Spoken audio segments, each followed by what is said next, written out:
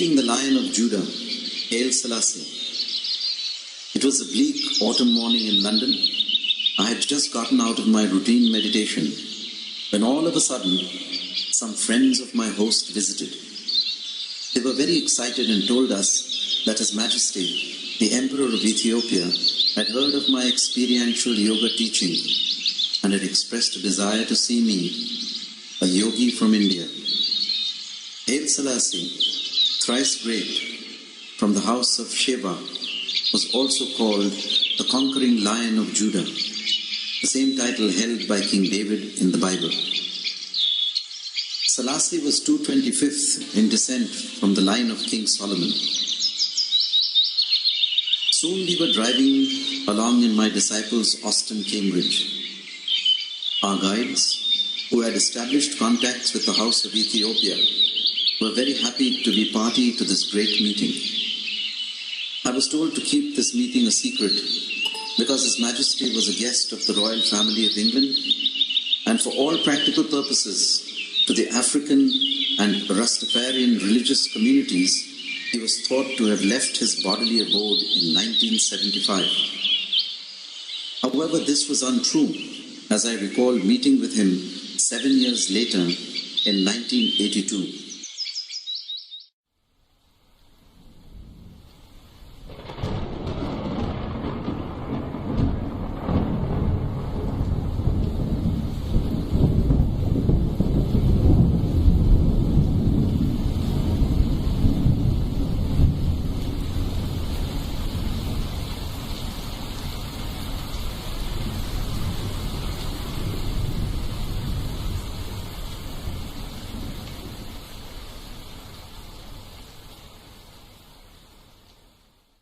Our guest today on Meet the Press is His Imperial Majesty Haile Selassie I, Emperor of Ethiopia. The Emperor is a direct descendant of King Solomon and the Queen of Sheba, and he rules over the oldest Christian nation in the world. During his reign of more than 30 years, he has been a strong advocate of collective security. His troops served with the United Nations in Korea and the Congo, and he has been in the forefront of the movement for African unity. The Emperor played a leading role in the recent conference of independent African states. The Emperor will speak in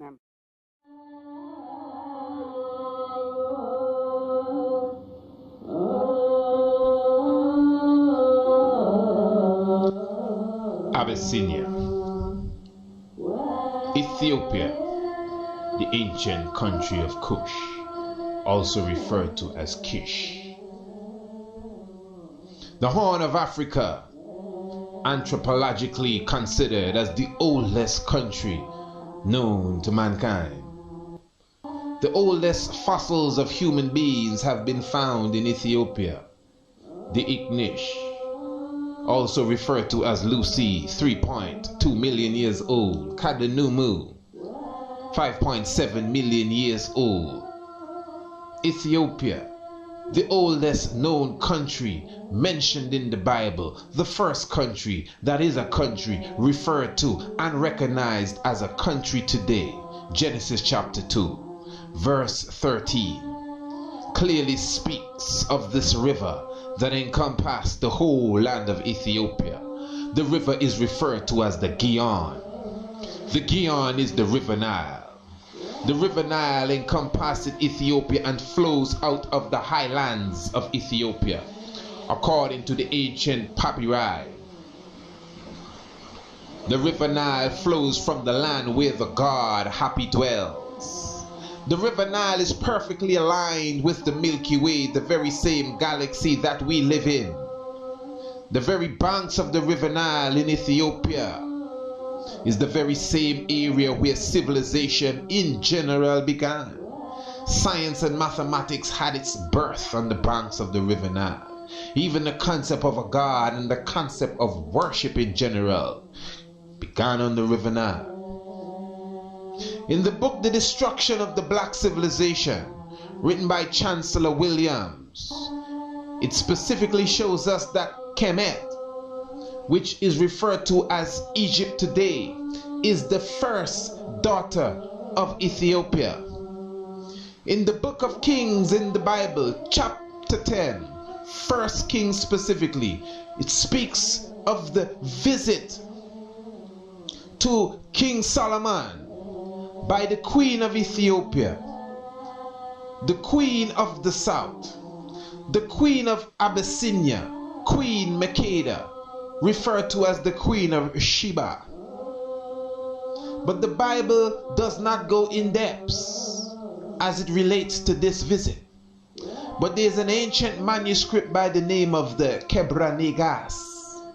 And the Qedamawi specifically, when translated into English, means the glory of the kings, the glory of the Ethiopian kings specifically. The Qedamawi goes into the visit of Queen Makeda to King Solomon and shows that they brought forward a son, Menelik I, the product of their union. But the Qedamawi also goes into the Spirit of God. It speaks of the pearl. The pearl is said to be the presence of God with man. This pearl or this Spirit of God shall travel through a specific people and through a specific family lineage, a specific bloodline, until it comes to a specific human being. This spirit or this pearl was said to have passed through Abraham and passed through Isaac and passed through Jacob. This spirit and this pearl is said to have passed through David and have passed through Solomon and has gone even into Menelik I. Menelik I took this pearl. Menelik I took the Solomonic lineage and the Davidic throne and returned to Ethiopia, where he became the king of Ethiopia. But through the grace and blessing of God, Menelik I also took with him the artifact known as the Ark of the Covenant. The Ark of the Covenant, according to the Bible, represents the presence of God. God dwelled in the Ark of the Covenant. When the high priest went and spoke to God, it literally means that he approached the Ark of the Covenant. The Ark of the Covenant was placed in the holies of holies, the holiest of all rooms. This was the dwelling place of the Ark of the Covenant. The Ark of the Covenant would not have gone to Ethiopia with Menelik I unless it was the will of God. The Qedamawi says that Menelik I returned to Ethiopia with the firstborn of all the noble from the house of Solomon. And he also returned with the Ark of the Covenant, again with the Solomonic throne and the David monarchy.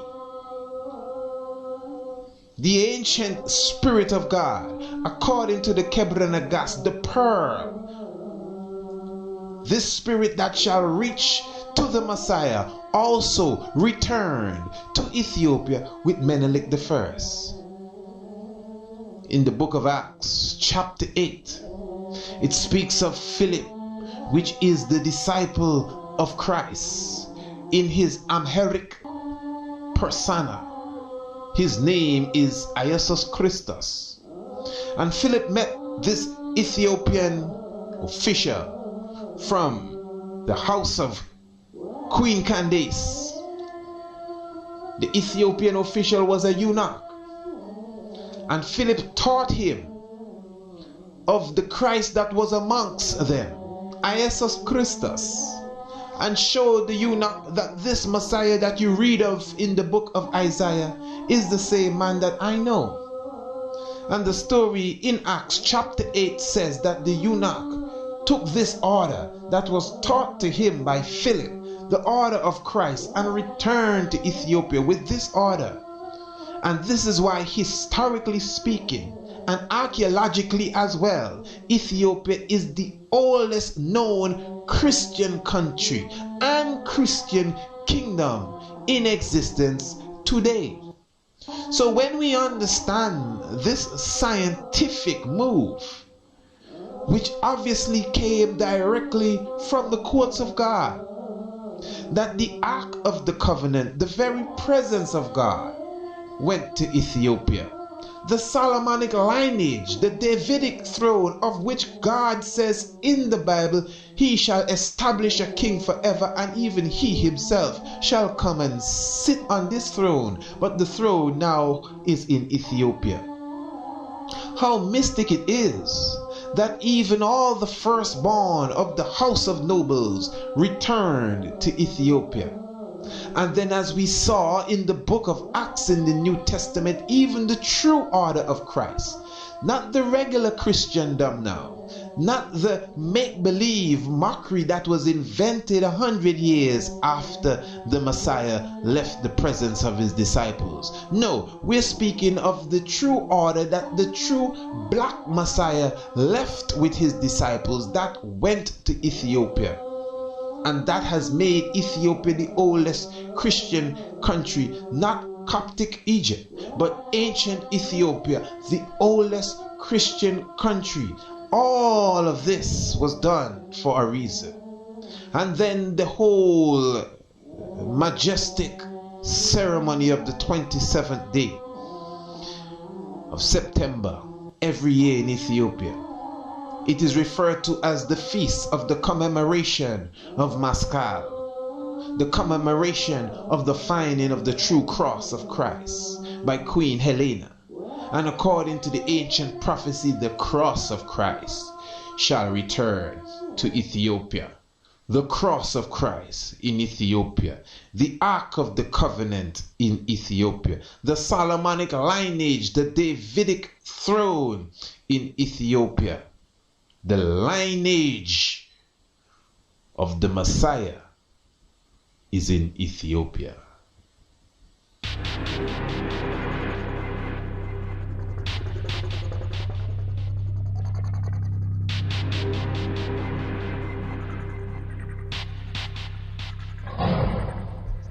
Family, 1884.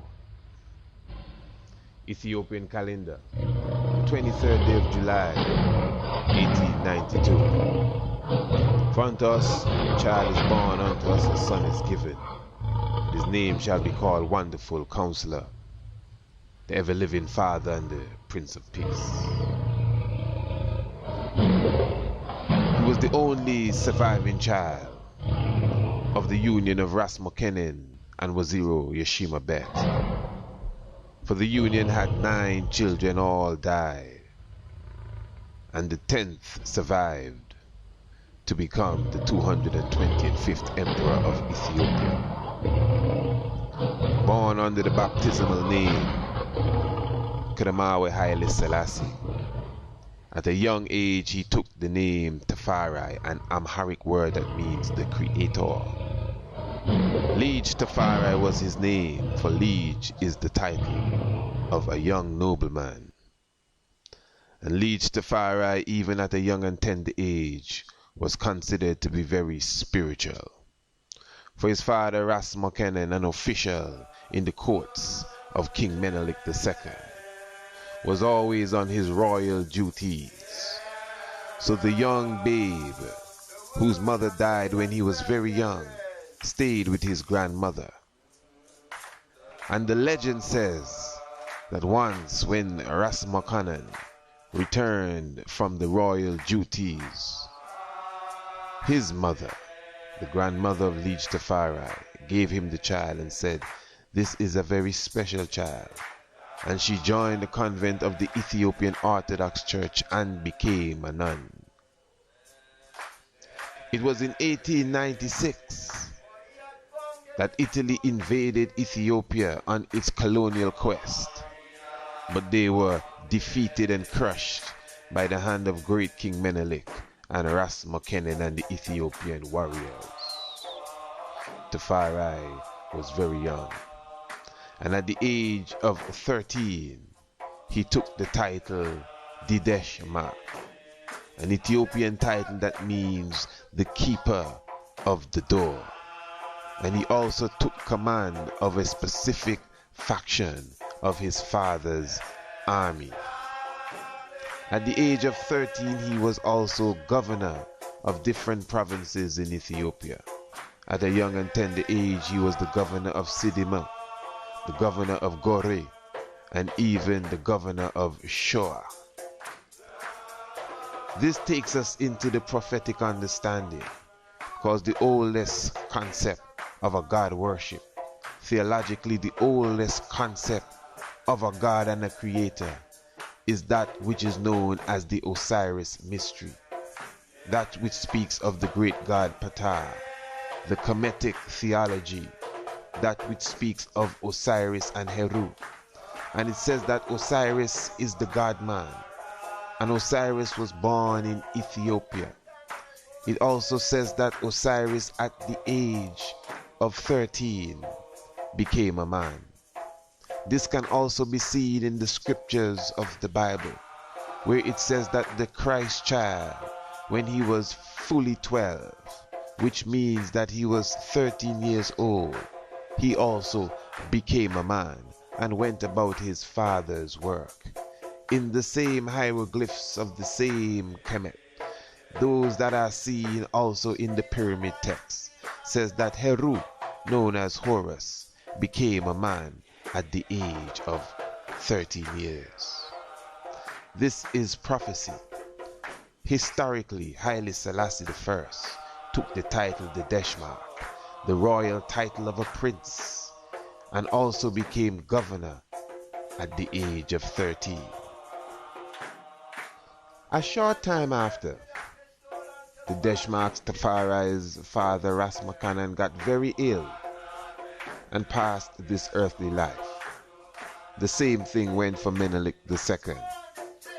And it was in 1916 that the Deshmark Tafari took the title RasTafari, which means the chief. And also he was the regent of the throne of Ethiopia. But officially, from that time, the 27th day of September 1916, it was considered by the Royal Council of Ethiopia that the ruler of Ethiopia was RasTafari. This was also announced and made very clear by the Empress Zaditu, the daughter of Menelik II. When I am dead, wrap the mantle of the red, the black and the green around me, for in the new life I shall rise up with God's grace and blessing to lead the millions of the heights and the triumph that you well know. Look for me in a world when I'm a storm. Look for me all around you, for in God's grace I shall come back with countless millions of black men and women who have died in America, those who have died in the West Indies, and those who have died in Africa to aid you in the fight for liberty, freedom, and life. It was the 27th day of March, 1928, Elwes Park, Jamaica. Marcus Messiah Garvey specifically said to his audience, "Look to the east, to Ethiopia, where a prince shall be crowned king. He shall be your liberator." It was in that same year, 1928, on the 7th day of October, that a prince in Ethiopia was crowned king. RasTafari, who has already been governing Ethiopia for 12 years, now became king of Addis Ababa. King is not emperor, for all the provinces of Ethiopia had a king, and it was the King of Kings, which was the emperor of Ethiopia. But Marcus Messiah Garvey in his prophecy says that a prince shall be crowned king. And historically, in Ethiopia, when RasTafari took the title Negus Tafari on the 7th day of October 1928, that was the very last time that a prince has ever been crowned king in Ethiopia to this very day. So this means that that prophetic word from Marcus Messiah Garvey could have only applied to one person and to one event, and that is the crowning of RasTafari who on the 7th of October 1928 became Negus Tafari.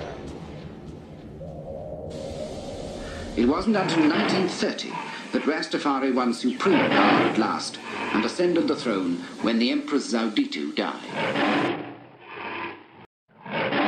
Crowned Emperor at last at the age of 38, Tafari took the royal name of Haile Selassie, meaning the Mighty Trinity.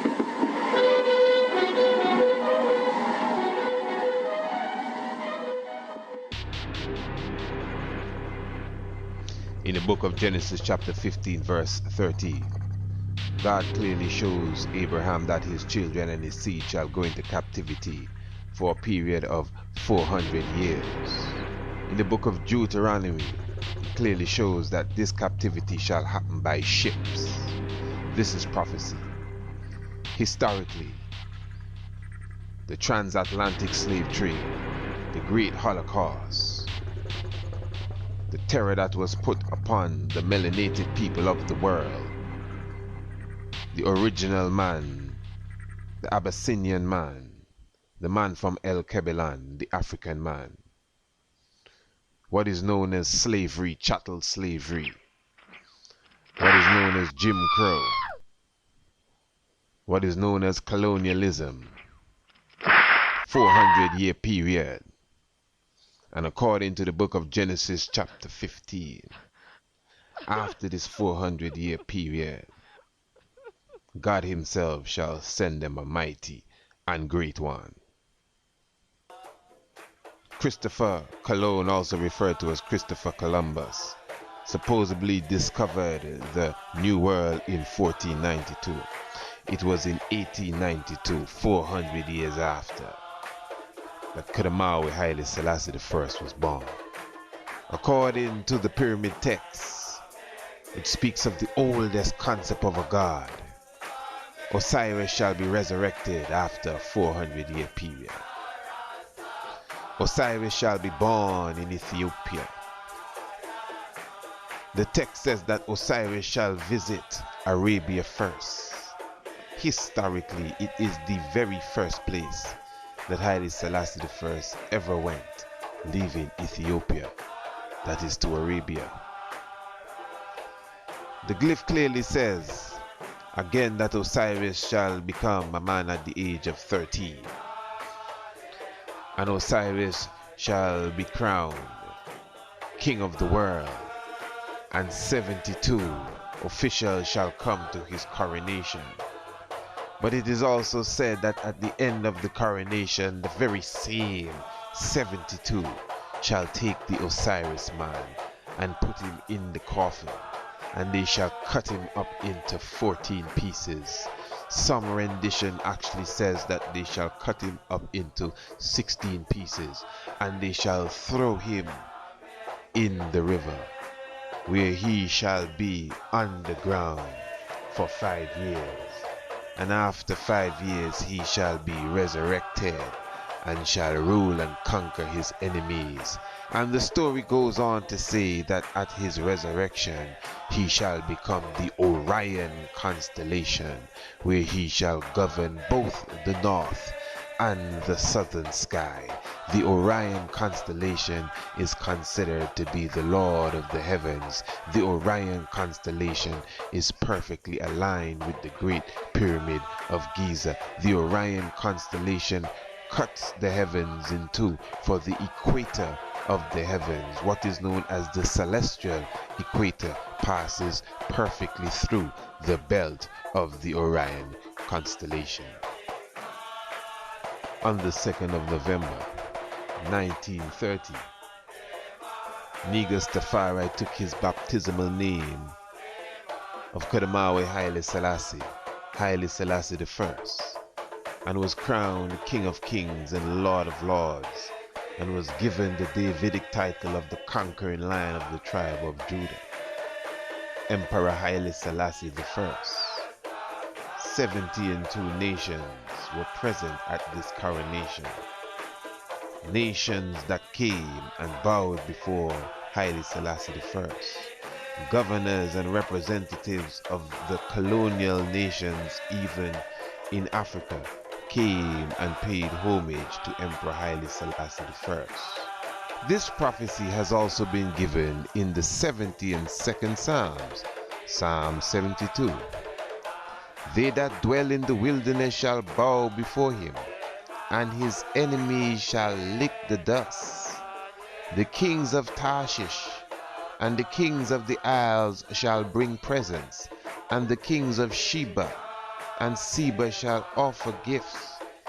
Yea, all kings shall fall down before him, all nations shall serve him. And the scripture is precise, for Tarshish is considered by many theologians to be England. And it says here, the kings of Tarshish shall bring gifts.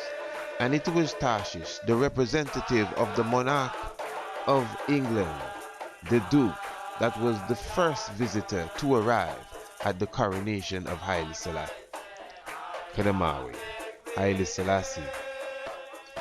Psalm 72, which is a psalm for Solomon.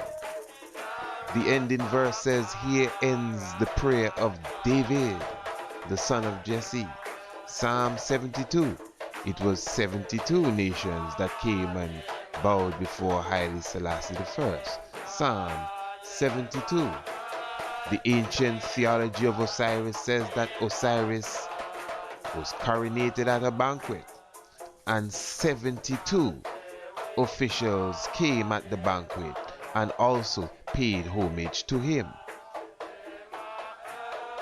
It is also important to take note, a psalm for Solomon, and here ends the prayer of David, because the Ark of the Covenant and the presence of the Solomonic lineage, the Davidic throne, and even the order of Christ was very important in the coming forth of the Messiah, the coming forth of this great king that is to sit upon the throne of great King David.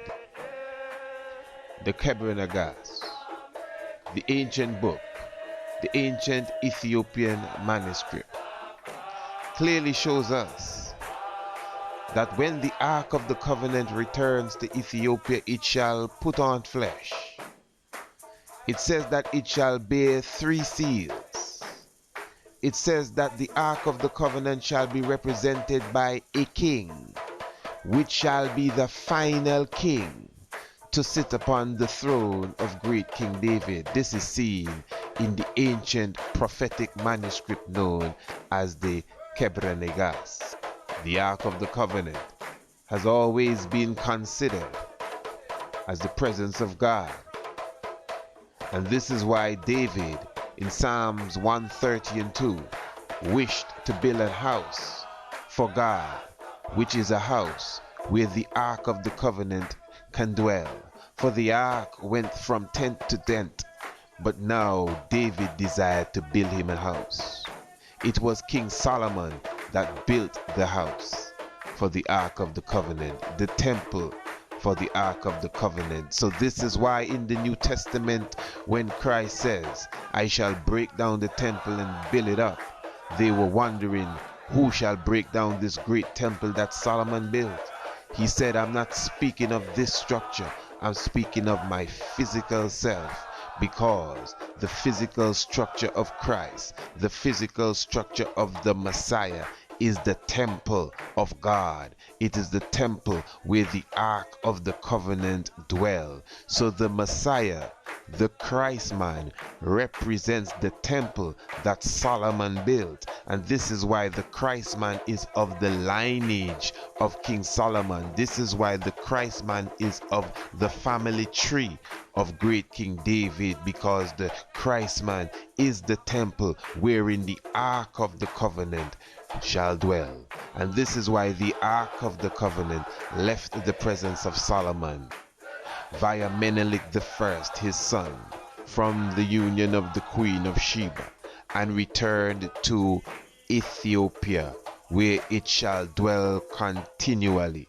And this is why his lineage, the Solomonic lineage, also left from Jerusalem and went to Ethiopia, where it shall dwell, its original home. This is why even the true order of Christ, seen in the book of Acts, left from Philip and went to Ethiopia, where it has been established. And Ethiopia is the oldest Christian kingdom historically known. And this is why the Ark of the Covenant is very important for the presence of God. In 2 Chronicles chapter 7 verse 10, it speaks of the dedication of the house that Solomon built. And it gives the day of the ending of the feast of the dedication of the house that Solomon built. And according to the scripture, it was the 23rd day of the 7th month that they sealed the dedication of the house that King Solomon built. Remember, the house that King Solomon built is more than just the house that King Solomon built, but it is his lineage, his bloodline, his family tree. That is the house that Solomon built, the house of King David, the house of Solomon, the house of Sheba, the house of Menelik I, the house of Ethiopia is more than just a house. It is the lineage, the royalty, the pearl that the Qedamawi speaks of. So the house that King Solomon built was dedicated on the 23rd day of the 7th month. Haile Selassie I was born on the 23rd day of the 7th month, the 23rd day of July.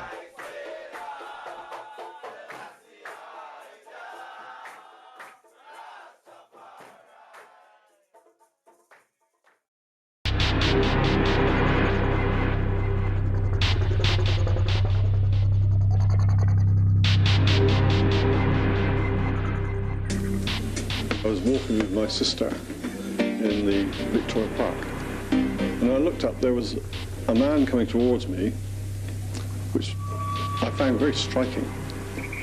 He was immaculately dressed, but he was quite small, but very, very powerful. Great sense of energy coming off him. And he walked up to us and spoke to us, and with great charm. He had a very gentle, quiet voice, very quiet. He patted me on the head, and I can remember to this day the sense of being in the presence of someone who was more than a man. His eyes were very powerful, very dark, but very truthful. There was a sense of truth, honesty, perfection. And this is a memory that stuck with me all these years, and I'm pleased to have met him.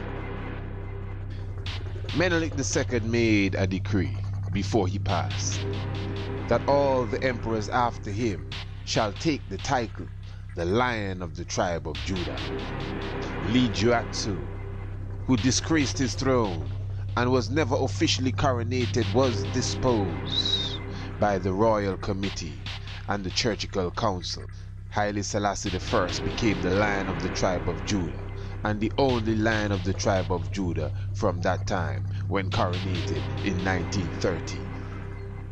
The 23rd day of July is also the beginning of the cycle of Leo, the lion constellation in the zodiac belt. The 23rd day of July, 1892 specifically, brought to an end a 7-year drought in the Horn of Africa, that very specific day.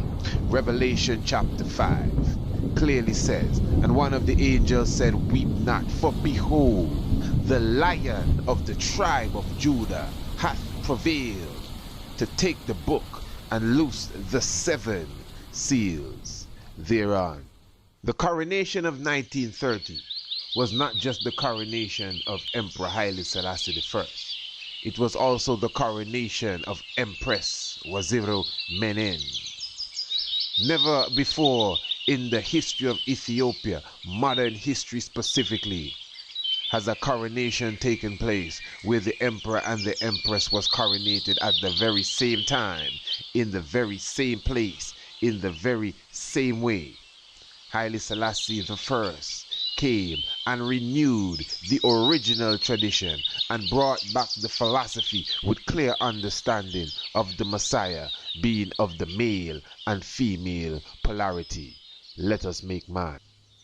By the time Haile Selassie was coronated in 1930, all of the states of Africa came under European domination, went under slavery, and was colonialized.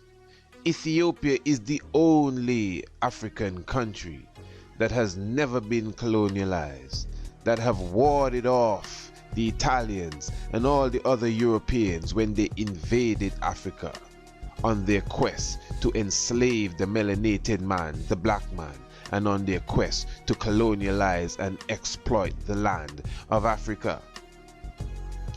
This takes us to the book of Psalms 87. This psalm says that his foundation is in the holy mountains, and the Lord loveth the gates of Zion more than all the dwellings of Jacob. And within these two first verses is the concept of all the African countries being colonialized, and Ethiopia being the only African country and territory that has never gone under the colonial grip. The book of Genesis chapter 15 verse 18 clearly says, God gave unto Abraham a land from the river Euphrates to the river in Egypt. The river in Egypt is the Gihon, the river Nile. The river Euphrates specifically runs through Iraq and runs through Syria and touches Jordan. The landmass in between these two rivers is Northeast Africa, the Horn of Africa, parts of Kemet and Sudan and Somalia, and all of Arabia. Father told Moses that he shall expand the land to the Great Sea. Historically, the Great Sea is the Atlantic Ocean, not the Mediterranean Sea, the Atlantic Ocean. From the Great Sea to the river Euphrates, the landmass in between is all of Africa plus Arabia. As we move on this understanding, the Lord loveth the gates of Zion more than all the dwelling place of Jacob. What does it mean when it says the dwelling place of Jacob? This means the place where Jacob dwells. Jacob does not mean one individual. Jacob represents a people. Abraham, Isaac, and Jacob. Jacob and his 12 sons and his daughter. The children of Israel. The generations that followed. Thousands, tens of thousands, into hundreds of thousands, until it became millions of people. They all represent Jacob. They represent Israel. They are the children of Jacob. They are the children of Israel. According to Amos chapter 9 verse 7, are ye not unto me as the children of the Ethiopians, O ye children of Israel, the very same people? For the true Israelite is the prototype of the original man, the Ethiopian man, the melanated man. Jacob was an original man before he became Israel. His father was an original man, and his father was an original man, and so was his father an original Ethiopian man, even before Israel was born. So the children of Israel are the prototype of the original man, the Ethiopian man, the melanated man, millions of years old, according to anthropology. So it is obvious that the dwelling place of the original man, the dwelling place of the black man, is Africa. Arabia was originally the home of the black man as well, going as far as even into India, as can be seen in the book of Esther chapter 1 verse 1. So the gates of Zion, where is Zion? Remember, the Qedamawi clearly says that Zion is anywhere in which the Ark of the Covenant dwells. We already clearly showed that the Ark of the Covenant dwells in Ethiopia. This is why the first verse of the 87th Psalm says his foundation is in the holy mountains, the Simeon mountains, Ras Dashan, the highest region, Ethiopia. And the Lord loveth the gates of Zion, where the ark dwells, more than all the dwellings of Jacob.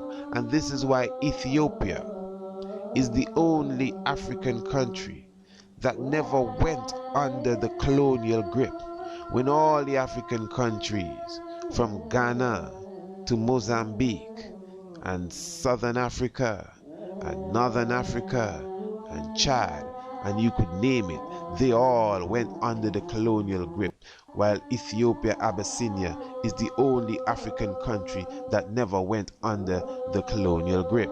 And this is why even the 3rd verse goes on to say that glorious things are spoken of thee, O city of God. And this is why we can highlight that the oldest structure of a human being is found in Ethiopia. Glorious things are spoken of thee, O city of God.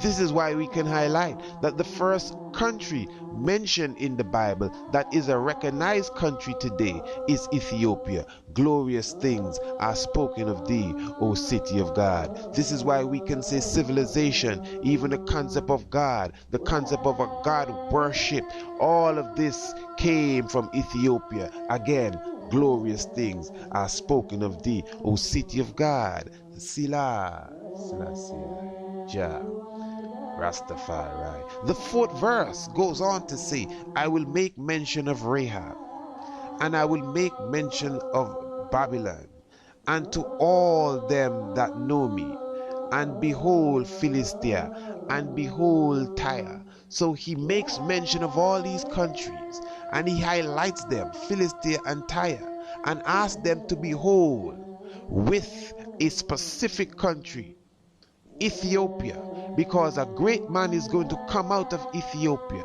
A great being is going to be born in Ethiopia, and not just Ethiopia is supposed to observe this. He's going to make mention to all the countries of the earth.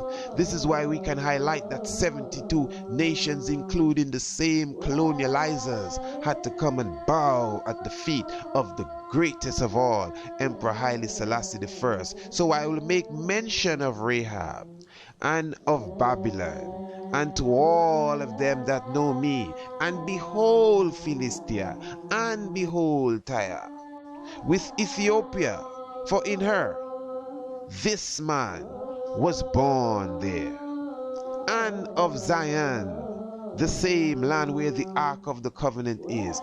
It shall be said, this and that man was born in her, and the highest, which is a very key word. This man is referred to as the highest, and the highest himself shall establish her. So it is obvious, with the precise description of the land where Israel dwells, which is a key component here, because they would want you to believe that the land of Israel is just little old Palestine, and for sure they wish that you would fall for the trap that the true Israelites are the Israeli Jewish people. But with the true understanding that the real land of Israel is all of Africa plus Arabia, including Palestine, and the true Israelites are the melanated people, the black people of the earth, and the scripture shows you that God loves Zion more than all the dwelling places of Israel. And you could comprehend that Zion, according to the Nagast, is where the Ark of the Covenant dwells. The Zion that we know is where Lady Zion, which is the presence of God, is. And that God loves this Zion, the holy mountains, more than all the dwelling place of Jacob. Historically again, all the dwelling places of Jacob went under the colonial grip, except Zion, except the place where the Ark of the Covenant is, except Ethiopia. And of Zion it shall be said that this and that man was born in her, the very same Ethiopia. And again, a very key word, the highest himself shall establish her. Who is her? Zion, Ethiopia, the highest shall establish her. This can be proven historically.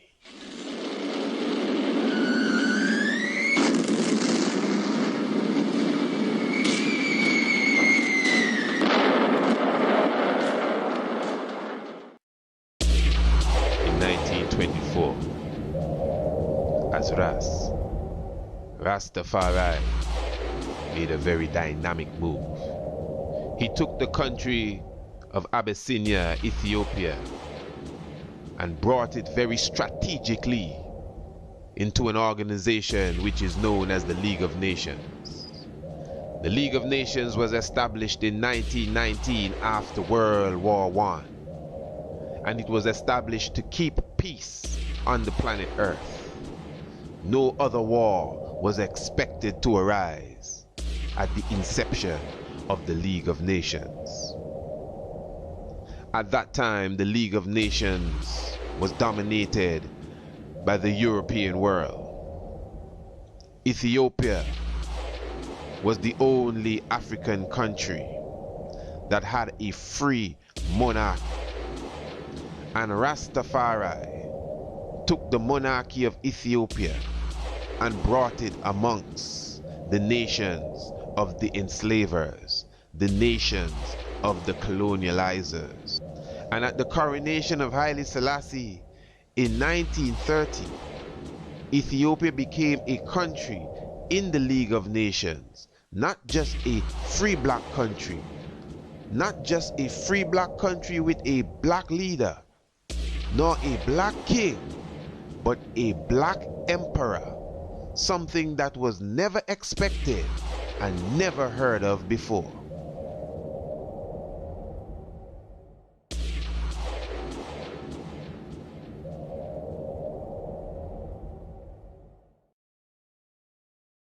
In 1935, Italy launched a dreadful attack on Ethiopia. Italy came in with its tanks and its planes and its ammunitions and its bombs. Italy was also a member of the League of Nations.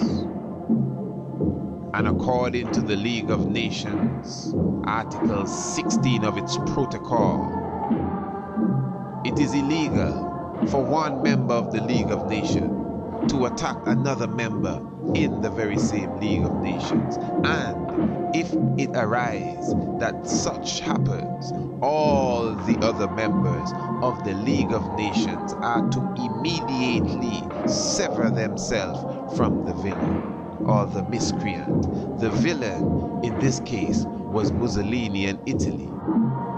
So the League of Nations was supposed to sever or cut off Italy immediately. Instead, they voted on it, and the votes took months, and the months went into years, and Italy was bombarding Ethiopia, and they were even using mustard gas, which was illegal according to legal warfare, and it was not even a legal warfare. Emperor Haile Selassie I went on the battlefield. Emperor Haile Selassie I was on the front line of the war. For the last time, Ethiopia's warlords and warriors assembled in Addis Ababa. Solemnly they circled St. George's Cathedral, drawing strength from heaven and the emperor as the invading armies drove deeper into Ethiopia. For the last time, the emperor led the procession around the Coptic church, heart of an ancient Christian tradition threatened by Rome. The League of Nations turned their back on Ethiopia. The League of Nations expected Mussolini and Italy to win the war. Haile Selassie, on the 5th of May 1936, left Ethiopia. On his way to Geneva, Switzerland, to address the League of Nations. Haile Selassie addressed the League of Nations on the 30th of June 1936. The League of Nations has never been addressed by a head of state. It has always been representatives. It has always been envoys. nations. It has always been foreign ministers, but the head of state would not address the League of Nations. This was a break of protocol. Haile Selassie I says he cannot send anyone to address the League of Nations. He himself has to address the League of Nations. And he addressed the League of Nations. He is the only head of state to have ever spoken to the body which represented the leaders of the world. He did not speak as just a leader. He spoke as an African leader. He spoke as a black leader, not a black president, not a black prime minister, not even just a mere black king. He spoke as a black emperor of a free black African country to the colonializers of the world. And he made it clear that the match and the spark that was lit in Ethiopia shall burn throughout Europe. And this is exactly what took place. For World War II began, and the same European countries that were in the League of Nations began to fight against each other.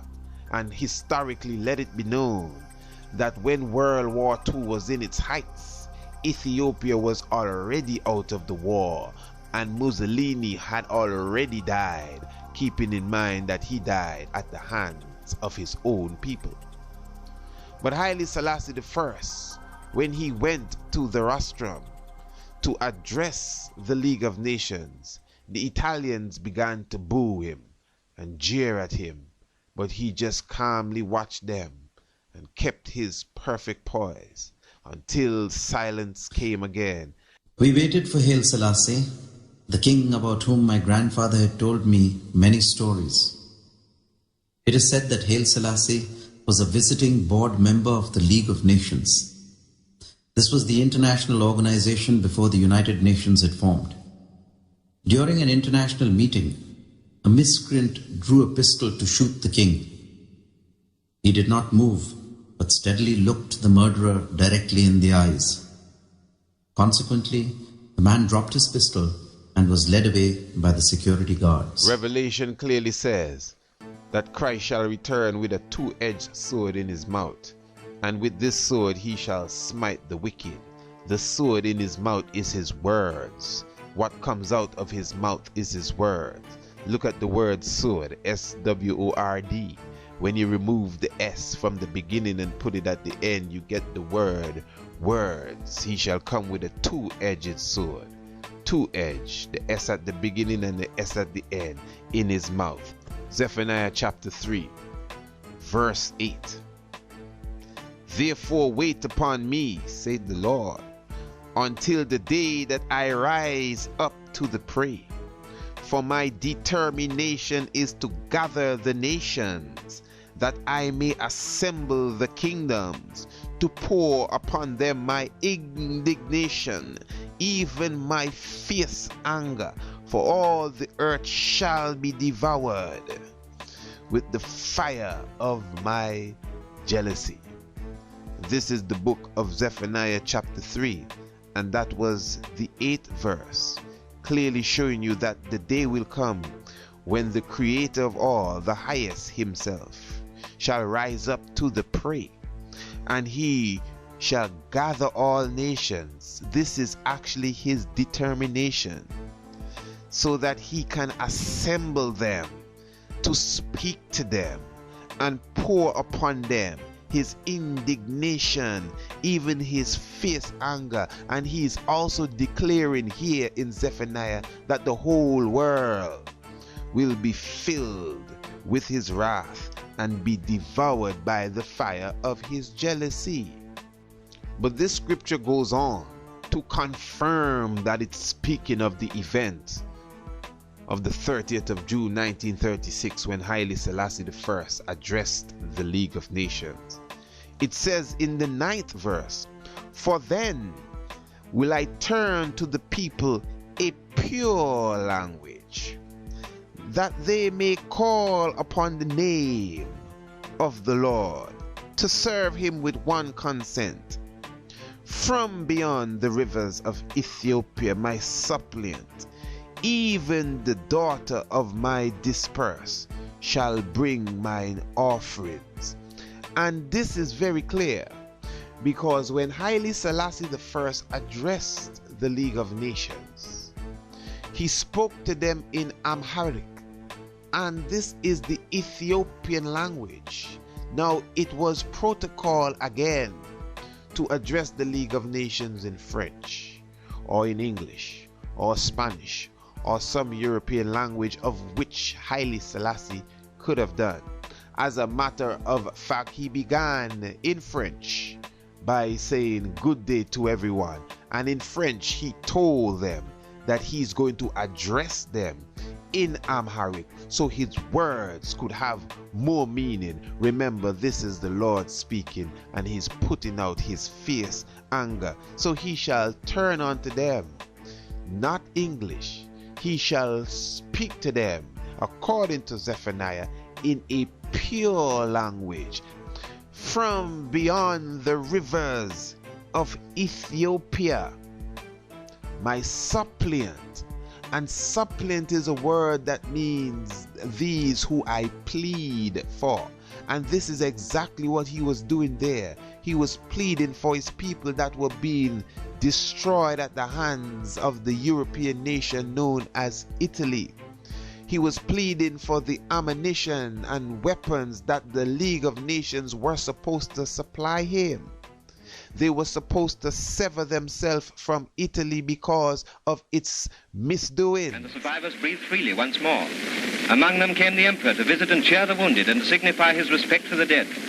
The numbers of the victims had been given variously, but here you may see the validity of the reports of considerable casualties, and may mourn with us the fact that these... Then it goes on to say, the daughter of my dispersed. Dispersed means my people that are scattered all over. And Haile Selassie made mention of all of his exiles that were in Egypt. Some of them went to Kenya, some of them went to Jerusalem, some of them was in England and other parts of Europe. Haile Selassie was not the father of a few children, he was the father of his whole nation. So he was pleading for them, his suppliant, the daughters of his dispersed. He spoke unto these people in Amharic, a pure language. The scripture says the language came from beyond the rivers of Ethiopia. Who is speaking? Verse 8, Zephaniah chapter 3. The Lord shall gather all nations. That is his determination. And he will pour on them his wrath and his indignation, for the whole world shall be devoured by his fierce fire of jealousy. RasTafari.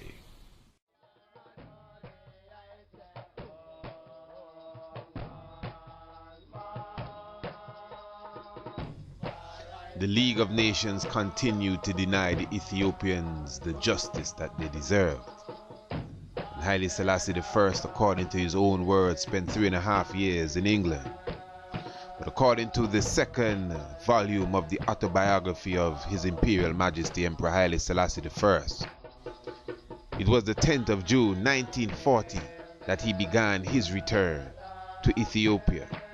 And within a year, 1941, specifically on the 5th of May, Haile Selassie I regained his throne, specifically returned to Ethiopia and liberated his country.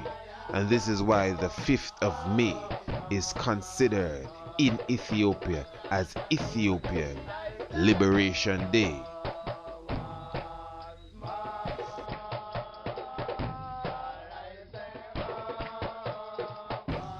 According to the Osiris mystery, Asa, the Great One, was born in Ethiopia. He became a man at 13. The story of Asa is parallel to that of the Christ in the Bible. For Asa was seen as a lamb, Asa was seen as the lion. Asa was baptized at the age of 30 by Anpu, Anubis. But according to the story of Asa, he was coronated and 72 individuals came at the coronation. But it was the same 72 that betrayed him and put him in a coffin. Some renditions say that he was cut up into 16 pieces. We already highlighted that the Asa prophecy is mirrored in the history of Haile Selassie I, who was born in Ethiopia, the Ethiopian king who became Deshmark at the age of 13, specifically coronated in 1930, and 72 nations was present at his coronation and bowed before him. But when Haile Selassie I was betrayed by the League of Nations, it was the same members of the League of Nations that had representatives that came to the coronation of Haile Selassie I. Just as the Osiris mystery says, it was the same 72 individuals that honored him, that still took him and put him in the coffin and murdered him. Some renditions say 14. Some renditions say they cut him up into 16 pieces. It was Article 16 of the League of Nations, those who betrayed Haile Selassie I. Article 16 that clearly says that the League of Nations is supposed to sever itself as a body from any other member that attacks another member. Italy attacked Ethiopia. Article 16 was neglected. Instead of cutting Mussolini off, they encouraged him and pretended to vote on the issue. Haile Selassie I took the full matter into his own hands as God and man. We should keep in mind here that the Asa mystery comes from the oldest religious writing, the pyramid texts. And this mystery is not a mystery anymore, for it is fulfilled in Emperor Haile Selassie I. It goes on to say that Asa, after resurrected, became the constellation Orion. But it says that Asa took exactly 5 years to resurrect. Haile Selassie I historically left Ethiopia on the 5th of May, 1936. Haile Selassie I historically went and sat on his throne again on the 5th of May, 1941. This is exactly to the very day, 5 years from the day he left. May is the 5th month, the 5th day, 5 years. Osiris is said, just like the Christ, to have bore 5 bleeding wounds for his people. Osiris resurrected on the 5th year exactly. Osiris went on to become the constellation Orion, and he ruled the north and the south. The United Nations was established after World War II. Haile Selassie I was one of the original drafters of the new constitution of the new United Nations. Haile Selassie is the only head of state that has ever addressed both bodies that govern the world, that is the League of Nations and the United Nations. The only head of state to have spoken to the bodies that decides the runnings of the planet, Haile Selassie I. The story says after Osiris is resurrected from his 5 years of exile, he shall become the constellation Orion, where he shall govern both sides, the north and the south. The only head of state to address both bodies in our modern time that govern the planet, the League of Nations and the United Nations. And he just came out of an exile that lasted exactly 5 years, from the 5th of May to the 5th of May. 5 bleeding wounds because of the 72 individuals that betrayed him, the same ones that attended his coronation to fulfill the oldest prophecy of any god, the Osiris mystery. All praises to the master of ceremonies, Emperor Haile Selassie I.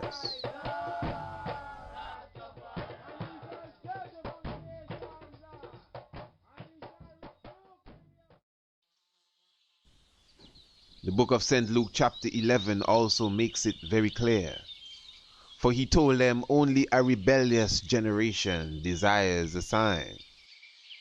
But the 31st verse of the very same 11th chapter of St. Luke goes on to say, and the queen of the south shall rise up in the judgment with the men and with the man of this generation and condemn them. The queen of the south, they asked for a sign of what? The coming of the Messiah. And he told them only a rebellious generation wants a sign. But let me give you one.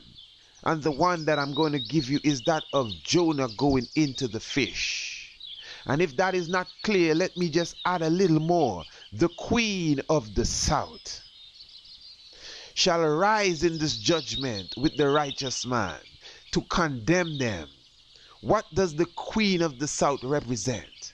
Who is the queen of the south?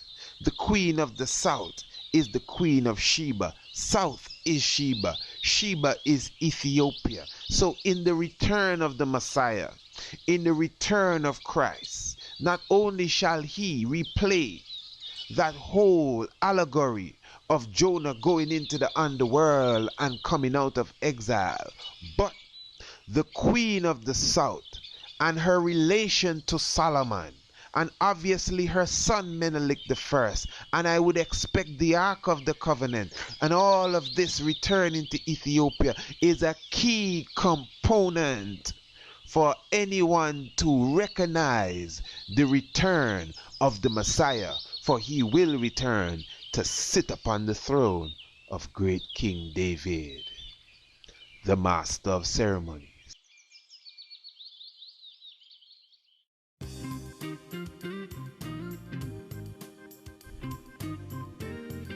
By the mid-1950s, the colonial grip on Africa began to fall. Ghana got its independence in 1957. Kenya and Uganda and Tanzania got their independence in the 1960s. In 1963, in Ethiopia, Addis Ababa, the capital, the Great African Hall was opened, and the establishment of the Organization of African Unity was known around the world. This is why the 25th day of May is considered as African Liberation Day. For this is the day that the Organization of African Unity was officially established in Ethiopia, 1963. Haile Selassie I was proclaimed the father of Africa, for he gathered all the independent African countries under one roof for the first time in thousands of years to speak of a United States of Africa, to consider the plight of Africa and look for the future of Africa as a unity, the economic standard of Africa as a unity. Haile Selassie I established that, and he began the process of breaking the colonial grip off of the African countries that were colonialized. When he visited the United States in the very same year, 1963, President Kennedy made it clear that there is no leader upon the planet that we can compare to Haile Selassie I, and his great work in uniting his people in Africa and bringing forward dozens of independent countries in a very short time of a space of less than 7 years was an outstanding feat. Kennedy lost his life within weeks. Haile Selassie I even returned to the United States and was present at the burial of John F. Kennedy. Haile Selassie I passed through the Caribbean in 1966. By this time, the scripture of Daniel, chapter 7, was seen in the full accord. And I beheld till the thrones were cast down, and the Ancient of Days did sit, whose garment was white as snow, and his hair of his head was like pure wool. His throne was like the fiery flame, and his wheels as burning fire. A fiery stream issued and came forth from before him. Thousands ministered unto him, and 10,000 times 10,000 stood before him. The judgment was set, and the books were opened.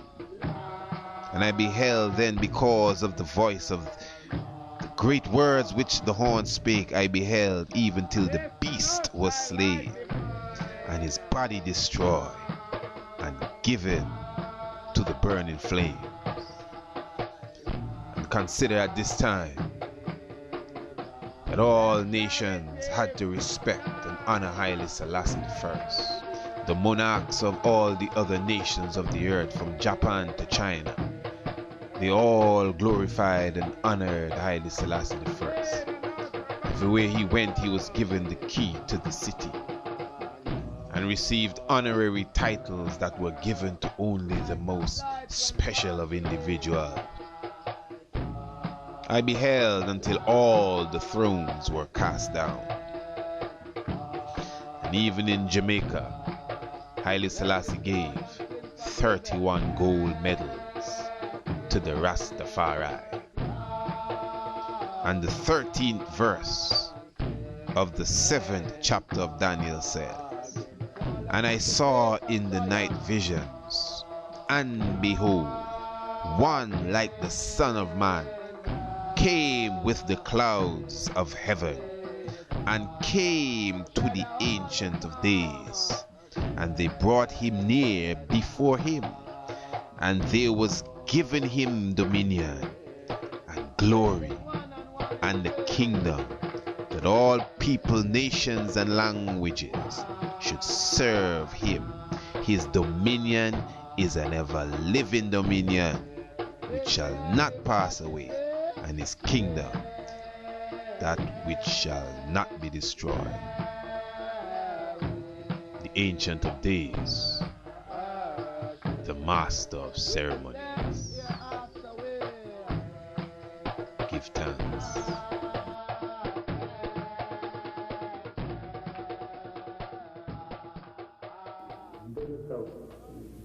ሰላም ዓለም ሁሉ የሚደርስበት ጉዳይ ይህ ሰላም እንዲጠፋ ይልቁንም ትንሽ መንግስቶች ከኛ ጀምሮ አይፈልጉም። የአፍሪካን አንድነት ግን በመልካም ተመስርቷል። ለዚህ ምሳሌ የሚመስለው ስለ አፍሪካ አንድነት የአሜሪካን ህዝብ ምሳሌ በዚህ አኳኋን አፍሪካን ነፃነት ያሉት መንግስቶች ለመዋጋት ሁለት አይነት ይሄዳሉ። ምናልባት በሰላም ይፈጠራል፣ ግን መለከት የሚቃለበት ሰው ካላቸውና According to the 101st section of the Nagast, it says that when the Ark of the Covenant returns to Ethiopia and becomes the king of all kings and put on flesh, 2 other individuals shall arise with the Ark, Elijah and Enoch. The mandala of 2 parts speaks of the return of the Maitreya Buddha and says that the Maitreya Buddha shall return in the first tripartite year of the 20th century. This is 1930. His name shall be Nega Juna. Nega is the ancient African term for the king. Negas, 1930, the Buddha. Nega Juna, it was 1930. Emperor Haile Selassie I took the title NegusaNagast. But the mandala goes on to say that Nega Juna shall give power unto his priest Shanti Deva. Lord Pakal Ancient Mass clearly says that an ancient king shall arise in the east, and at the same time a man that represents the Olmec shall arise, as well a man that has beard and locks. The Osiris mystery says that when Osiris arise, he shall come out of the halls of Anubis, and he shall give power unto his son Horus the priest, who shall reign for 80 years. According to the zodiac belt, Haile Selassie I fulfills the prophecy of the Archer constellation And the Archer constellation Sagittarius is but one of 3 constellations that are fulfilling a specific work in the ecliptic belt: the Archer and the Serpent Holder, which is seen as a tall man with a robe and a turban, and of course the man that goes to the north, Hercules. We shall explore these facts and more in 7. Give thanks to the life giver and the keeper of life, Emperor Haile Selassie I, the power and might of the Holy Trinity, the Ancient of Days and the Light of the World, Medhanie, Alem, Igzee, Abhier, the Master of Ceremony.